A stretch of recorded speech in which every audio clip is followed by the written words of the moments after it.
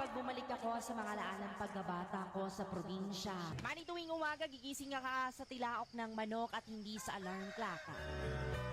Tapos paglabas pa ng bahay mo ay mararamdaman mo agad ang labig ng simoy ng hangin. Mayong adlaw yung tanan nga nagpaminaw ko ni Maon Bulungan. Kini ang atong suliran. Ilabi na kami dito ng obra, o gapon ni Iring Baksan.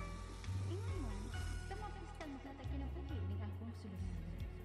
Taguan ang panispangan nga aya, 28 anyos, ninyo o may tulo ka mga anak. Tagado magyati sa City. Punto legal kini akong suliran. Kabahin kini sinitabo sa akong kaminuon, aron yung isugtan, sugdon ko dihang 17 anyos pa lang ko.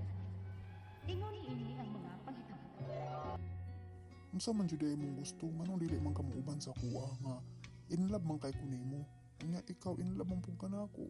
Pag live in na ta, total kaya man kanakong buhion.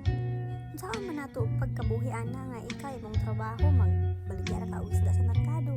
Unya dinhi okay ra man ko dinhi kay akong mama na may kwarta, may eskwela pa ko, high school pa man ko. Basta matrubol na hinuon ta ani. Saan man ni in love kay kunimo pero saan ko man ni maglisod ko kinsa man akong pilion, akong mama, akong pag-eskwela or ikaw. Sa man jud tabangin na lang ko. Uy, hangin pag yun, tugnaw, medyo tugnaw siya, pero mas okay mamisibis nga tugnaw kaysa init kayo ba? Na fresh kayo oh.